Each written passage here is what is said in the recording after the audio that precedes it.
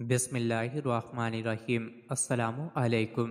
روزانہ واقعات سننے کے لیے اس چینل کو سبسکرائب کریں۔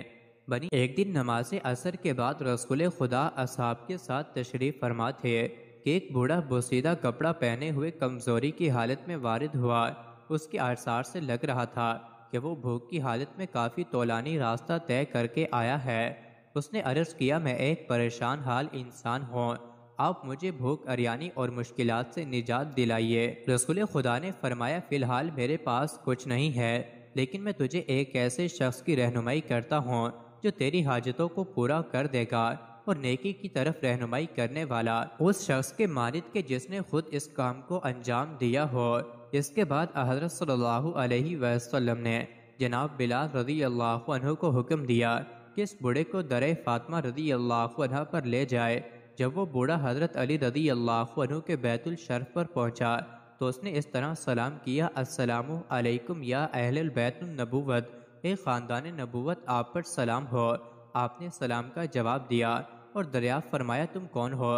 اس نے کہا، میں ایک مرد عرب ہوں، رسول خدا کی خدمت میں حاضر ہوا تھا اور ان سے مدد کا تقاضا کیا تھا۔ انہوں نے مجھے آپ رضی اللہ عنہ کے دروازے پر بھیج دیا۔ وہ تیسرا دن تھا جسے حضرت علی رضی اللہ عنہ بھوک کی حالت میں گزار رہے تھے اور رسول خدا بھی اس سے آگاہ تھے۔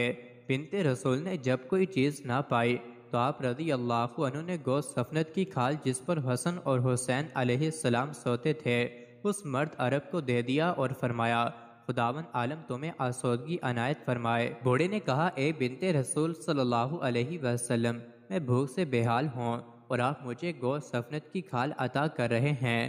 جیسے ہی جناب فاطمہ رضی اللہ عنہ نے یہ بات سنی، اپنا ہاتھ جسے عبد المطلب کی صاحبزادی آپ کو ہدیہ کیا تھا اس مرد عرب کو دے دیا۔ وہ بوڑھا ہار لے کر مسجد میں آتا ہے۔ اس نے دیکھا کہ رسول خدا اصحاب کے درمیان تشریف فرما ہے۔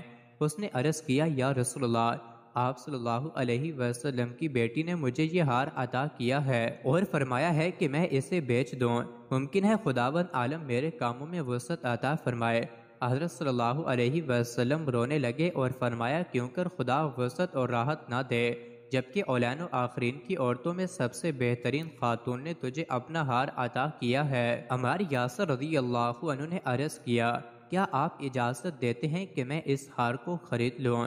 حضرت صلی اللہ علیہ وسلم نے فرمایا، اس ہار کو خریدنے والے کو خداوند عالم جہنم سے دور رکھے گا۔ جناب عمار یاسر رضی اللہ عنہ نے مرد عرب سے کہا کہ اس ہار کو کتنے میں بیچو گے؟ اس نے کہا، اتنی قیمت میں بیچوں گا کہ کھانا کھا کر سیر ہو سکوں، پہننے کے لیے ایک یمانی ردہ خرید سکوں اور کچھ دینار جسے میں واپسی پر خرچ کر سکوں۔ جناب عمار رضی اللہ عنہ نے کہا، میں اس ہار کو 200 درہم میں خریدوں گا اور تجھے روٹی اور گوشت سے سیر کروں گا، اوڑھنے کے لیے یمانی ردہ بھی دوں گا اور اپنے اونٹ سے تجھے تیرے گھر تک پہنچاؤں گا۔ جناب عمار رضی اللہ عنہ کے پاس جنگ خیبر کے مال غنیمت میں سے جو کچھ بچا تھا بوڑھے کو اپنے گھر لے گئے اور جو وعدہ کیا تھا وفا کر دیا۔ مرد عرب دوبارہ حضرت صلی اللہ علیہ وسلم کی خدمت میں حاضر ہوا۔ آپ نے فرمایا کہ کیا تو نے لباس لے لیا اور سیر ہو گیا؟ اس نے عرض کیا، ہاں یا رسول اللہ، اور میں بے نیاز بھی ہو گیا۔ جناب عمار رضی اللہ عنہ نے ہار ایک چادر یمانی میں رکھ کر سہم نامی غلام کو دیا اور کہا کہ اسے رسول خدا کی خدمت میں لے جاؤ اور میں نے تم کو بھی رسول خدا کو بخشا۔ حضرت نے اسے جناب فاطمہ الزہرا رضی اللہ عنہا کے پاس بھیج دیا۔